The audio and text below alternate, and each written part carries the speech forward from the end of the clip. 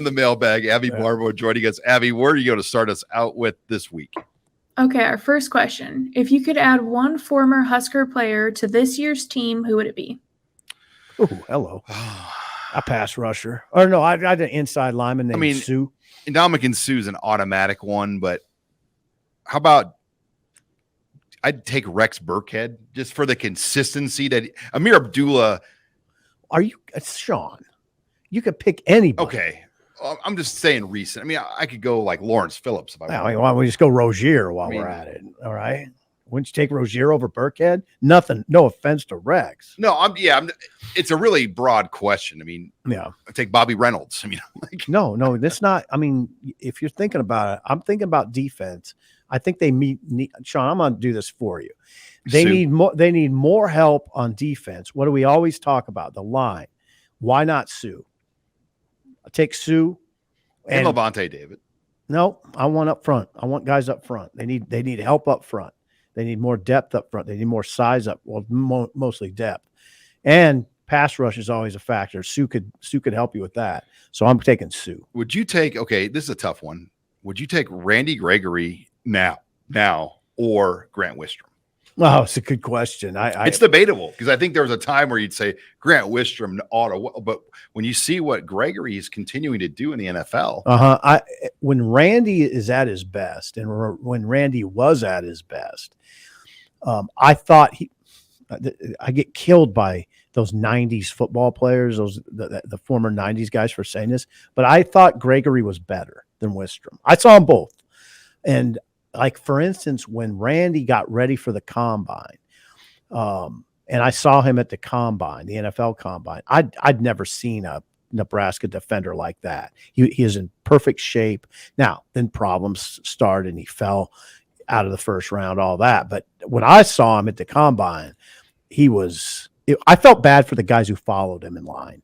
Because he was 7 notches better. Well, and he saw more NFL type tackles in college, probably than those '90s Huskers teams did. Because teams, good point. I mean, you're in the Big Ten in the 2010s. You're seeing true NFL tackle bodies. Oh, every week. College football in the '90s, it wasn't built that way. It was different. Well, O'Shawn Mathis was a great example of that. I watched that Big 12 tape when he was at TCU, O'Shawn Mathis, and I was struck by the level of tackle play is so much lower than the Big Ten. And I think O'Shawn got to the Big Ten and said, okay, yeah, this is different. This is different. All right, next question, Abby. What position battles are most intriguing to you this upcoming fall? I want to see how the wide receiver room shakes out. I think that's a big one. And I'm going running back. Urban, Anthony Grant. Right. I mean, I think it's a battle. I think the coaching staff really, it seems like they push Irvin for that role, but I just don't think Grant will be denied. I think eventually Anthony Grant will win that job again. I think he's a better running back. Yeah, they've got to manage that room right. And I think that's what happened last year. Like Anthony Grant took too many carries for a few weeks in a row, and then his body just didn't recover. He wasn't quite the same, especially as the defense is stiffened. I mean, think about how good the run defenses were Nebraska faced down the stretch of the season. Oh, yeah. Wisconsin, Michigan, Iowa, Illinois. Oh, God. I mean, they played like four of the best run defenses in the country. Right.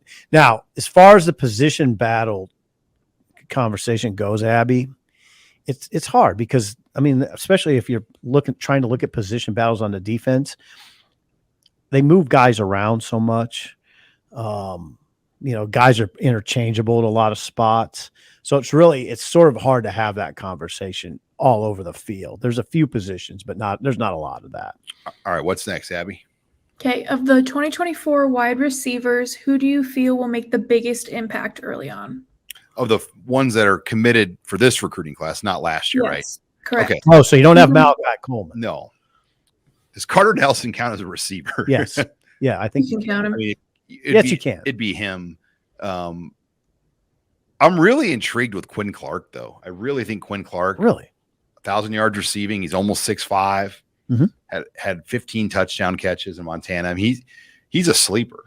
Okay, who's not a sleeper? I'm picking Davon Hall. No, I'm picking Davon Hall. Davon Hall's got that size that I like, that I mentioned, 6'2", minimum of 190. He's long, he's got length, he can go up and get it, and what he has is strong hands, Sean. I mean, he's not going to run away from a lot of Big Ten corners. Hardly anybody does. So you got to catch balls in traffic. Trey Palmer, that's about it. Yeah, you got to catch. Yeah, he did it, but you got to catch balls in traffic. You got to use your hands. He's got good hands. He got big, strong hands. All right, Abby. Time for a couple more. What's next? Okay, so here's our story time question for the day. Ooh. Of the commitments you've seen and been to, which player has had the best announcement? Go, Sean. Oh, You've been to so many, Sean. it wasn't really like a true announcement, but Chris Brooks, he committed the same day Ndamukong Suh, and I went to St. Louis for that announcement, and it freaked me out to this day. His little boy was a baby, and then last summer, him and his son's now at Wisconsin as a receiver, were in my office, and I'm like, God, I interviewed you and I interviewed your son on our show. That's one I'll always remember. That is amazing. You know, in-state ones are rare. Like Carter Nelson, you don't generally see it staged out like this too often on the local level. I mean, Malachi Coleman's was pretty big, but then he decommitted from Nebraska, so it kind of took a little bit of the thunder away from his initial announcement. Then he went back and obviously committed to Nebraska. But, you know, a good announcement is hard to pull off. Carter Nelson did it well in an understated way today. Short, sweet, to the point. Yeah. Pretty good crowd. I'd say 120, 150 people in the stands. It's surrounded by his teammates, his family. And then, yeah, the announcement was short and sweet. Basically wound down to thanking God and saying, "Go Big Red. I'm staying home." I thought it was beautiful. Do you remember the receiver or the cornerback from Miami? I think his name was Francois. Oh, God, I do remember that day very well. He had already signed his letter of intent to Nebraska. So it was kind of a weird deal. He was making a public announcement, but there was a rumor that Travis Fisher was leaving to go to Miami. But the Miami Herald was on site thinking this kid was going to go to Miami. Then he goes to Nebraska.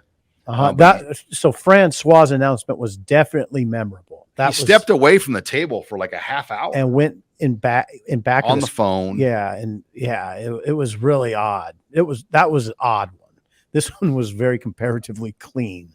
Like, for instance, I would say this too about Carter Nelson. You don't worry about him flipping, right? I mean, I wouldn't think so. No, Sean, I'd be shocked.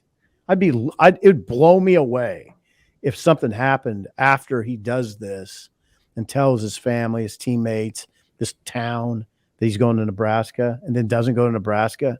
This is one where just book it. And it just isn't changing. No, and recruiting now gets done so quickly now. Like a lot of guys, I mean, by July 4th, a good chunk of the kids are going to be committed places. Yeah.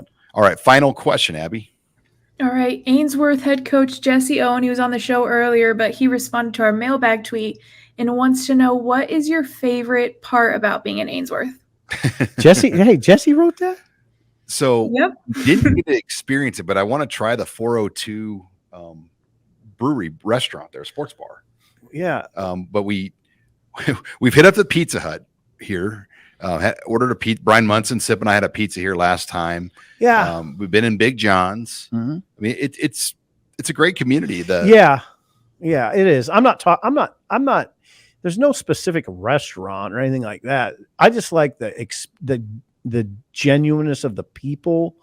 Like, for instance, the people at the school. Like when you walk in, it feels like I'm a graduate.